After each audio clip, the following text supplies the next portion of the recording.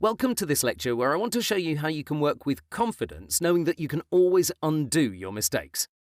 Here's the situation. I have a blank canvas with no particular settings and I'll perform several random actions. For example, I'll create a rectangle. Next, I'll move it just a bit. Now I'll add a new empty layer to my project. I'll switch to the brush tool and I'll draw some lines. Finally, I'll get the eraser and I'll delete part of this scribbling.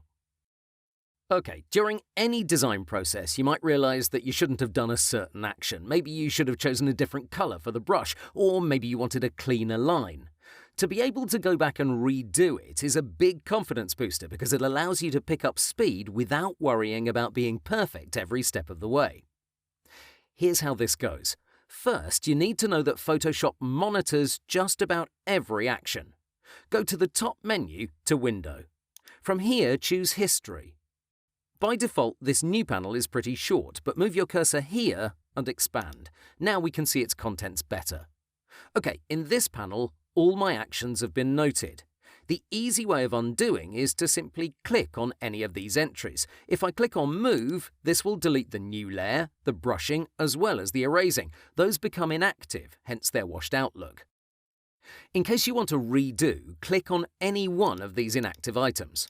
Alright, so far, so good. One thing you have to be aware of is that when you go back several steps and you do something else, say add a second rectangle, all those washed out actions are going to be thrown out. The history panel is great, but it's not magical. It doesn't allow you to insert new actions in between old ones. Let's change gears. Say you downloaded a project from the web and you wanted to improve it. You work on it, but then you realize your direction isn't great. You want to throw away all your edits and go back to the document's initial state. In this situation, this doesn't mean a blank canvas because the PSD already had a bunch of information when you opened it. The best way to go about it is to use F12 if you're on a Windows machine.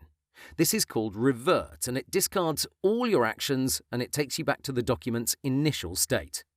If you check the History panel, you'll see Revert popped up like a regular entry. Let me scribble a bit more so I can show you an alternative.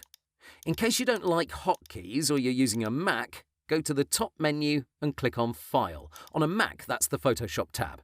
From here, choose Revert. This does the same thing.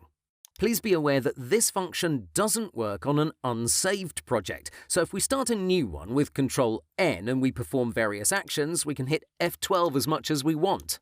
Nothing is going to happen. And if we check the top menu, you'll see Revert is grayed out. But here's yet another way to throw away all your edits. Simply select the first item in the History panel. This works in all situations, no matter the state of your project. Okay, that wraps it up. I'll see you in the next lecture.